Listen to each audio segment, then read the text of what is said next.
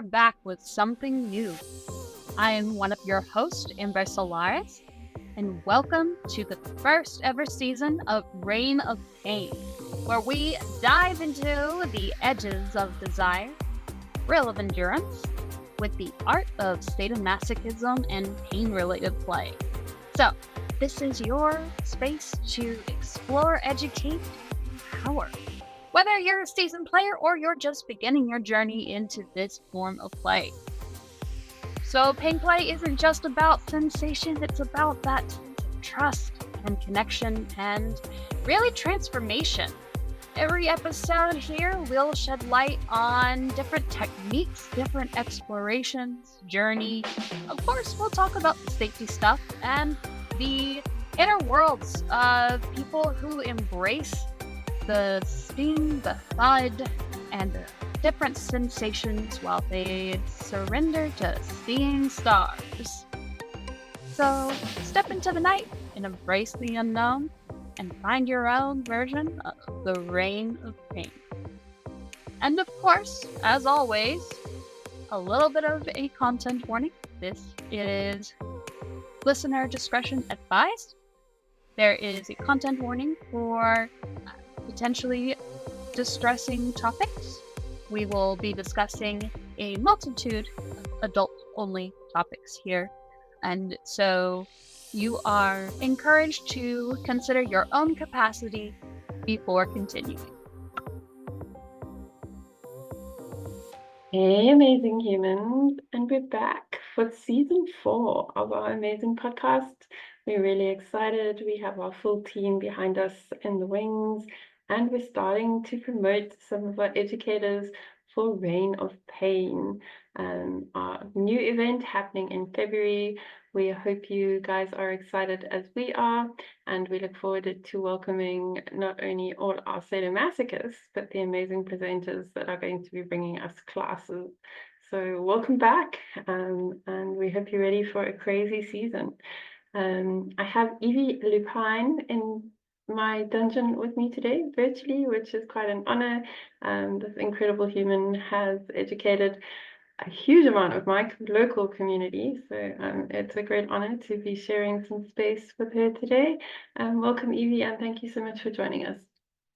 Thank you for having me. I'm really excited to be here. Yeah, we're super excited. I have my normal question that I ask everybody is, how did you stop being a muggle and find your way into this kinky universe that you explore so generously these days? Yeah, that's a really fun way of phrasing it. So I got into the scene about almost 10 years ago now. It's been like 9.5 years. And, when I was younger, I always had kind of thoughts and fantasies about kink, but all the way through high school, I just thought, oh, that's like a fantasy you have in your head. You don't ever do it for real. You just talk about it, you read about it in books. That's where it lives, that's where it stays. No one does it in real life. And then when I started college, because I had grown up in not an extremely conservative, but a typically American conservative household where like sex was not an openly discussed topic. And I don't blame my parents for that. It's just, most parents at the best of times are not sure how to have those conversations with their kids. But for me, that kind of led me to not having any, knowledge about sexuality in general, even just from a muggle or a vanilla capacity. And I went on this journey like freshman year of college to learn about it. And as part of that exploration, I also discovered kink and BDSM, and I came across some information on social media about it, and I went, oh my gosh, people do this for real in real life. I can actually like do this with other human beings and not just read about it in a book or think about it in my head. That's amazing. And then I was very lucky because the university I went to, there was actually a kink community in that area, and I just sort of dove right in. I had gone through, I discovered kink while I was in, like a year long-ish, maybe a little bit less than that, vanilla relationship. We broke up, and then as soon as we broke up, I was like, I'm not going to hold myself back. I'm going to finally try this kink thing. And I made a FetLife account, and I found the local community. I went to I think maybe like one munch or something. I met some people that I knew that went to my same school as me, and we all went together to my first dungeon experience. And then after that, I never looked back. So that's sort of my entry point. And what is the first kink that you experienced? Pet play. Pet play was the big one. I had taken the BDSM test that I'm assuming most of the listeners are familiar with, but that's a very, very popular online quiz where they purport to tell you what your kinks are and like how intensely you're into them based on this very graded scale of like green meaning you're super into it and red meaning you're not into it at all. And I discovered primal through that was like my top result.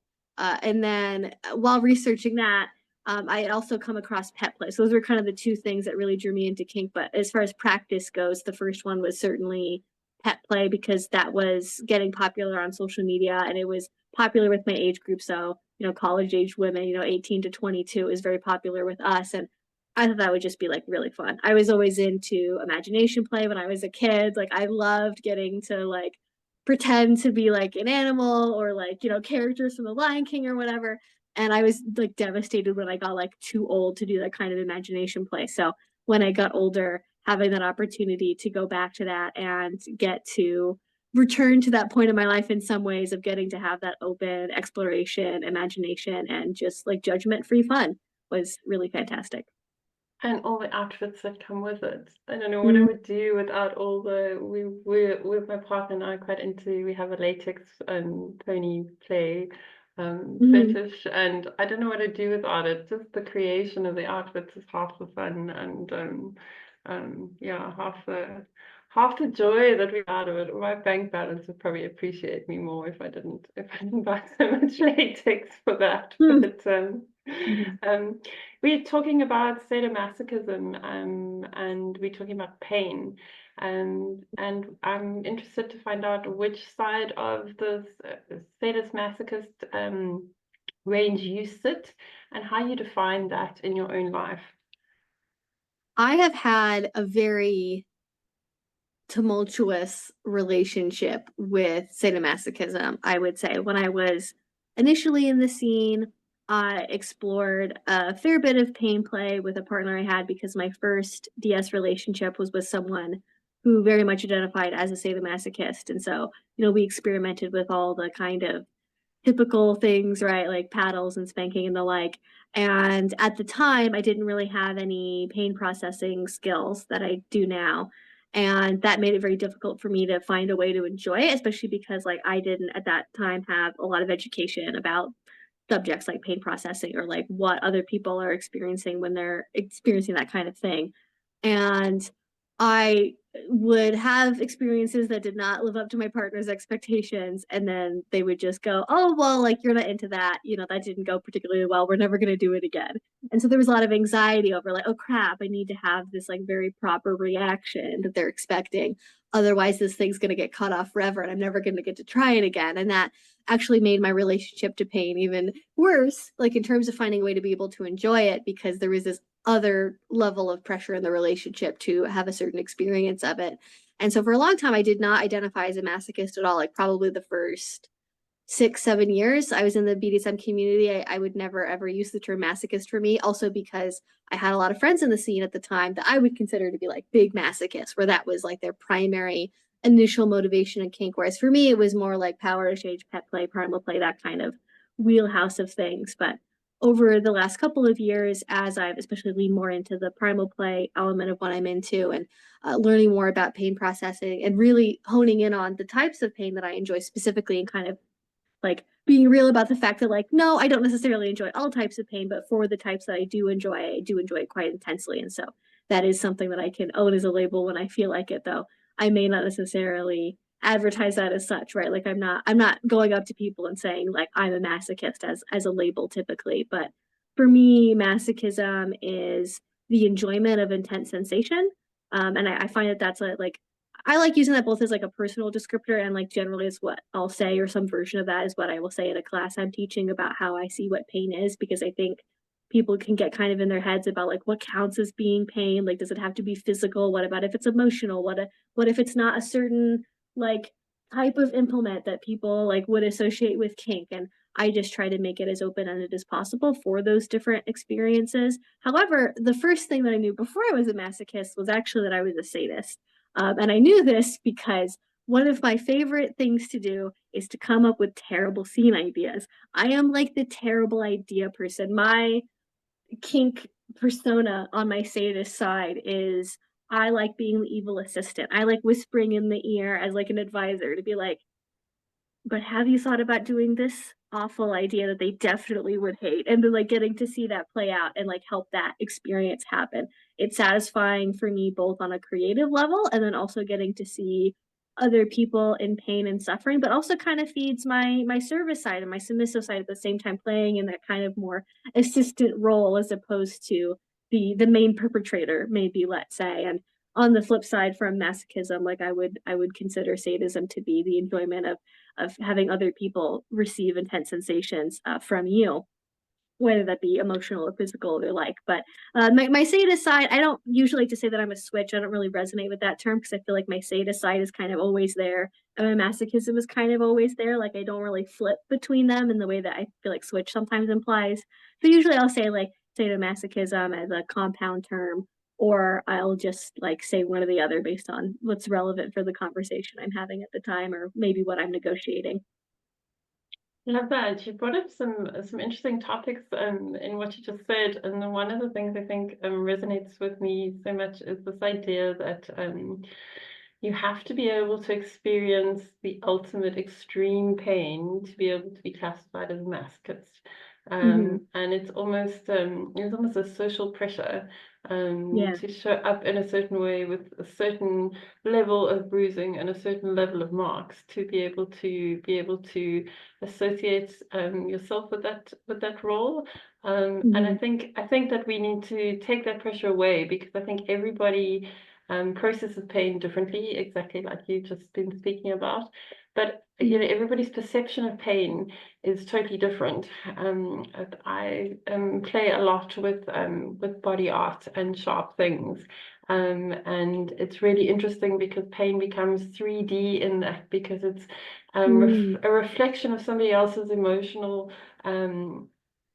view on the situation and their own experience to what they can tolerate or have been through, or and yeah, so I really think we need to just or I would have liked to have known as a baby kinkster that it was okay not to have a million bruises and still to be able to enjoy pain, and that being a masochist didn't mean I needed to enjoy every level of extreme torture. I just needed to enjoy intense sensations. So I really like the way you put that. I think that is a great way to introduce it to new masochists and to people exploring pain for the first time, because pain is incredibly beautiful and incredibly close to pleasure for me, especially. So what advice do you have for new masochists, or for your past self? If you could have given yourself some advice when you started your masochist journey. I think the number one thing, which is also probably hard to put in practice as much as it's a cliche, is like to not hold yourself up to anybody else's standards. Like even your partner's standards. Like if you have a partner that's like kind of pressuring you or even denigrating you for, not being able to mark the way that other partners have marked, or not having the exact kind of reaction they expect. Like I think it's fair for people to have their own desires and things that they like feedback wise from people, but it can definitely easily get to a point where, as I experience, like there's this pressure to relate to masochism in a certain way that can actually impede you finding your own natural experience. And I would say the advice I would give myself is to just keep trying different things. And I was very lucky in that I had so many opportunities early on to play with more experienced people that had more extensive toy bags, or that could take me to classes or take me to conventions that, I didn't even know existed until they told me about them. And they could kind of help guide me and give me examples of like, okay, here's not just what a paddle or spanking feels like, but here's a whip, here's clamps, here's needles, here's all these different things. And within that, there might be like one or two things that you find that really work for you. And it's okay that it's not even that it's just those things. Like you found your secret sauce. Like that's the thing that works for you. Like stick in it. That's okay. There are masochists that, and I've known them who like kind of every sensation as long as it's really intense. But for most people, they're going to have preferences, and that's okay that that's your preference, whether it's like a baseball bat or needles, or a baseball bat over needles, maybe for some people, right? But it doesn't have to be that way. If you just like a firm hand spanking and you like your ass getting a little red and you don't really mark up beyond that, that's also totally okay. And I think I'm not sure what the solution is for our community to move past this visual fixation on these signs of sadomasochism, like these bruises and welts and this and that. Not only because like it pressures people to play to a certain level of intensity, but because it's also something that like not everyone of every skin tone is going to mark the same way. Like I am extremely pale. I'm somebody who marks fairly easily at this point in my life, especially because I know the kinds of play that allowed me to mark easily versus others. But there's some people that have a very different skin texture, very different skin tone than me, and like they're not going to mark the same way. But they're not less of a masochist because they don't have the same like purple bruises that I do. And I think we need to maybe have that a little bit more in our heads. When we're thinking about these uh, random, out of nowhere the pillars of kink that we're putting on people that they're supposed to be able to be on.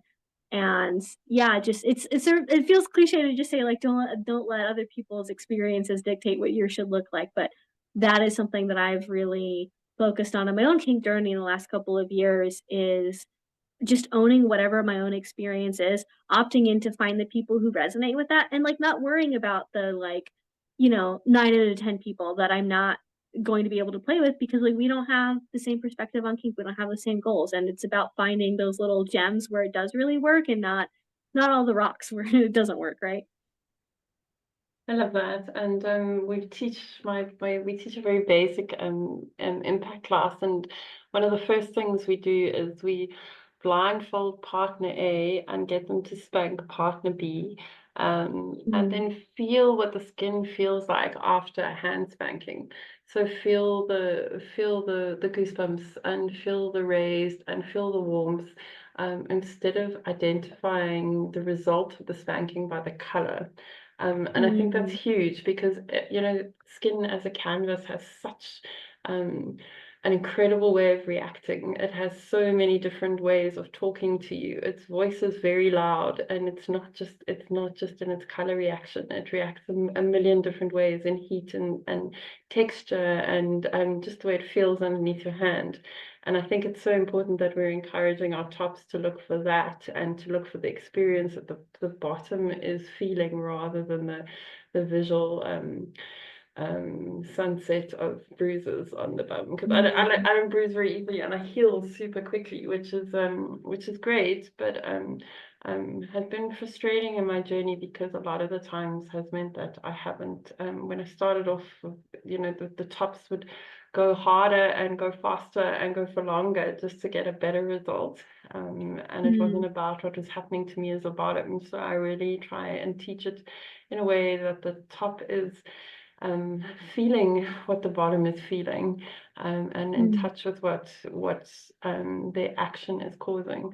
But I love what you're saying about different skin tones and not concentrating on the bruising, because I think that's huge, hugely important. We talk a little bit about some common misconceptions in sadomasochism. Is there anything that comes up regularly for you? Do you teach a lot of this, and you see a lot of different communities and a lot of different people? Yeah, I probably the most popular class that I teach regularly is pain play for the non-masochist, because that's kind of what my experience has been, right?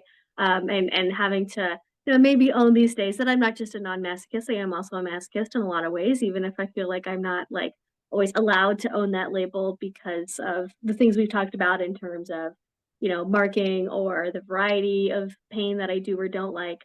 But there's always misconceptions, and it sort of depends on kind of where in the community you're talking to. Certainly with new people that are first getting into things, I find that there's a lot of misconceptions about the kinds of things that are relatively risky, right? And the kinds of things that they're afraid of doing versus what might actually cause harm.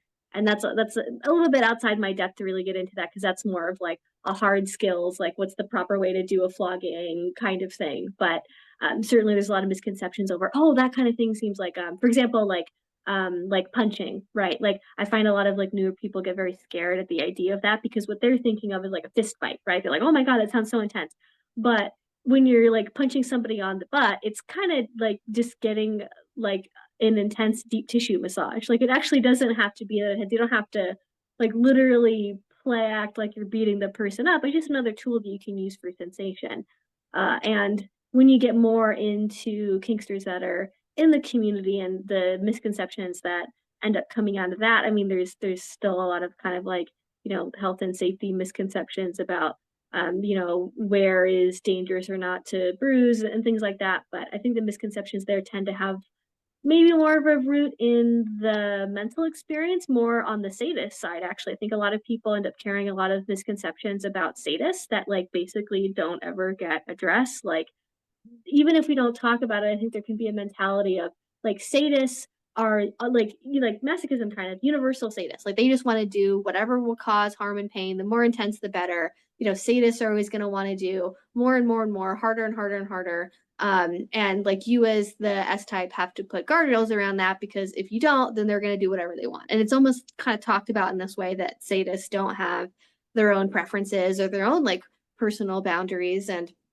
I've been having a lot of conversations with people recently where like a lot of sadists feel kind of used by their masochistic partners, that their needs and wants are really respected, and they're just kind of being used for scenes, and not, you know, being respected as the autonomous human beings with emotions they are, and not just, you know, uh, pain dispenser machines essentially. And I'm I'm not quite sure yet what the solution to that is, but I think even just maybe offering people a second to pause and just like think, are you really seeing your partner as a whole person when you're negotiating with people, when you're talking to sadists, when you're talking to potential play partners? Are you just talking about the things that you want to have happen to your body and the kinds of sensations you want to experience?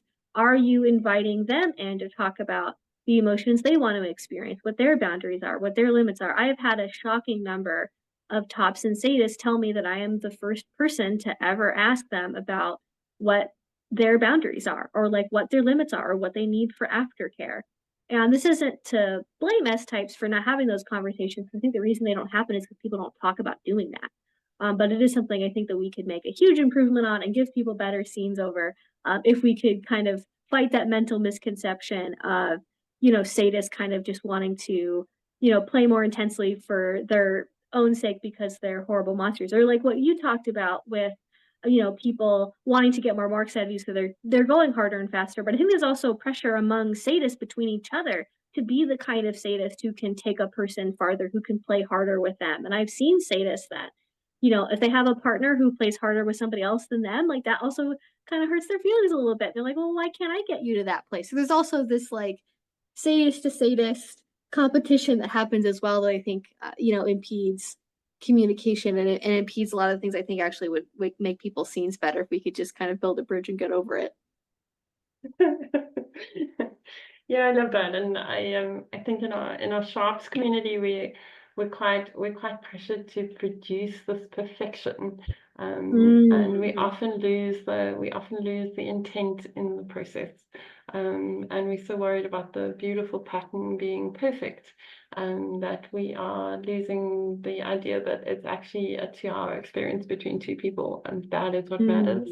So just reiterating what you said, and just adding to that and saying, you know, intent is everything. So aligning that intent and really focusing on what both of you want out of it, emotionally and physically, and both partners. Because when I am in my sadist role, I am most pleased when I'm pleasing my masochist by giving them the pain that they want, and also ticking my own boxes. I got super fussy in my old age, you know. I just don't do a whole lot of stuff anymore because it doesn't tick my box. And it's easier, I think, when you get a bit older, because you that boundary is a bit clearer. But just making sure that the intent is aligned. And I think once you've aligned the intent, it really makes a big difference to the process that's happening underneath you. But yeah. And also this comparison in our community needs to stop. I see it so much in the shop side where, you know, we appreciate the work because it's perfect. But did the work have the same personal side or personal interaction, and was the intent the same as a messy piece that isn't as close to perfection? And I Yeah, think that practice should make personal and not perfect these days. But anyway, that is. my I would love to have that on a t-shirt. That would be great. that's actually from a Dutch educator called Dee Moon. She really made me look hard at my perfection. So I've been working a bit on that. You can hear that. Um, the sadomasochism for me, or pain for me, has been a journey of self-discovery, and for me, it's been very empowering. It's taught me to care for myself. It's taught me to look after Mm. myself. Obviously, I want to push myself harder. I have to show up ethically, and part of showing up ethically for me is having capacity, being fit, being in the right frame of mind, and being physically able to endure what I'm asking my top to do. Is this something that you have found empowering in pain play?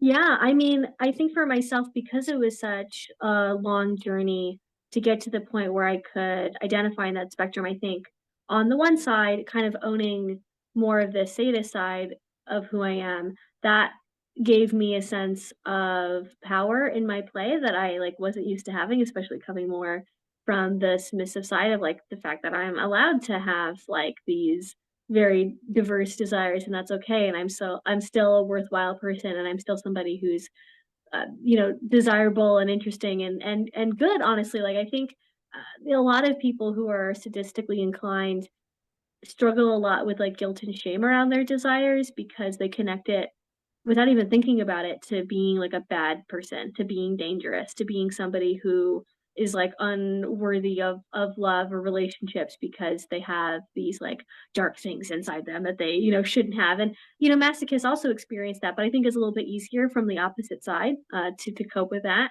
Whereas embracing the fact that I have a sadist side and that I enjoy, you know, elements of people suffering because of ideas that I've had or things that I'm doing, just gave me a level of confidence in myself and helped kind of wash away that guilt and shame that I wasn't even realizing was there. And with masochism, there's definitely a lot of like body confidence that comes with that, like in the sense that I know that I am capable of enduring more than I thought I was. Like when I was younger, I was like terrified of getting shots. I wasn't like afraid of the needle. I was afraid of the pain that I was going to experience and like how bad is it going to be? Am I going to be able to handle it? Like to the point where my mom would have to go to the pharmacy and like get a numbing patch for me to wear before I would get shots. That way I wouldn't freak out as much. But through embracing masochism, I have been able to overcome so many of like the phobias and fears in my life. Like I go in for like an STI panel and I have to get my blood drawn for a very long amount of time, and I'm just chatting away with the phlebotomist and the assistant, and I'm talking about my day, and like I'm not worried about like getting shots anymore, getting vaccines, any of that stuff. I just like, oh, this is nothing. I know that I can totally handle this. Or if I have to go through something really painful, like I'm not sure what a good example of that would be. I think the thing I tend to go back to is that like I had a medical event that was like quite painful about like 6 months ago. And I think if I had experienced that medical event without kind of my skills in masochism and the self-confidence of being able to endure like intense amount of pains for a long amount of time, it would have been a lot more difficult. But because I'm like, okay, I can get through this. I know this is not going to kill me. This is just very uncomfortable. But I know that I can cope with that. And that was really, really good to have. Not that I like enjoyed the medical pain I was experiencing, but just that I knew that it was something I was capable of enduring, and it kind of corrected this self-image I had of myself as like a weak person, basically. I had a lot of direct evidence now to counter that narrative I had about myself and know that it wasn't true. I love that, and I think that the medical professionals in your area really appreciate your kink journey, because it's so much easier to treat somebody when they're not fearful of the situation. But I also Mhm. I think for me, just understanding how to process the pain and understanding that I am capable of processing the pain and having a way to do that has helped me. And I fall off my horse a lot. So Mhm. having a way of being able to process the pain and knowing that there is an end to it Kink has helped me in that with that a lot. And I know that the medical professionals, especially my dentist, is really grateful for my kink journey, even if he doesn't know it, because I can now sit in Mhm. his chair without being in absolute pain in his Mhm. practice and needing to be highly medicated. Mhm. Yeah, so it's so interesting how it crosses over into real life and really gives you life skills. And Mhm. it's something that I definitely wouldn't change. Um, um, so how can we encourage practicing sadomasochism to be empowering, while still navigating the stigma that that it is abuse or it is um, I don't know how to put that. Maybe that wasn't the right way to ask that question. Um, Let me come back to that. Let me think about that. So how can we practice sadomasochism to be empowering while still navigating the stigmas around sadomasochism that exist? Yeah, I mean, I think people tend to go back to consent as an important aspect of that, right? Of just like reinforcing to yourself that like this is consensual, both people want it. And I think that that's a good place to start from.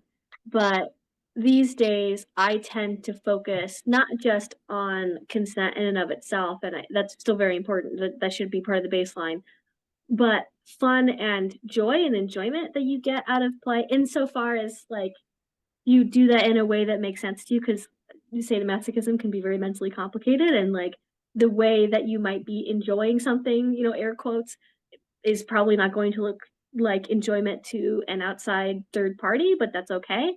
It's about, are you internally getting the experience that you wanna have and being very in tune with yourself and your motivations for what you're doing? Like, what are the reasons for why you're doing this experience? How does this make you feel about your partner? How does this make you feel about yourself? And being willing to look at that in a brutally honest way, and maybe choosing to not do the things that lead to more harm or more negative opinions about yourself or your partner, and leaning into the things that do bring you joy and that do bring you pleasure. Like, let's say, for example, you are doing some activity with your partner and they bring out a whip and they use it on you, and you have like a terrible like mental experience of it, but whips look so cool and it's so impressive to do in a dungeon.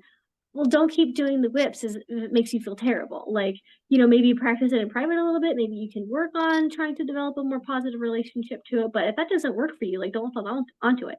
Move on to something else that does work for you and that does bring you that joy and that pleasure, and just kind of emphasizing that side of the experience, I think, can be really helpful. Or it can all, like, especially kind of getting more into the sharp side of things and like needle designs, like that artistic creative fulfillment can also be really important too. And it's difficult to not have those outside expectations or opinions of, kink being this like terrible, horrible thing. That does leak into the way that we think about things sometimes. But I think through exposure and through experience and through very intentionally reminding yourself of like, I'm here because I like this. I'm in full control of what's happening. I can end this at any time. And ultimately this makes me feel better about myself and my life and my partners and everything. And like, why wouldn't I keep doing it? Like, no one else gets to choose what my experience is in my life except for myself.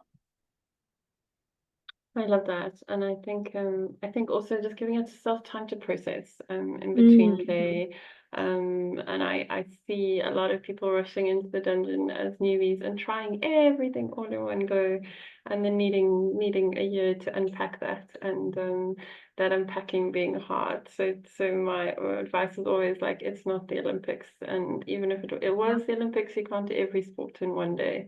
So Yeah. start small and build it up slowly, and like there's no medal, you're not going to win anything, and this is literally your fantasy and you're doing it for yourself.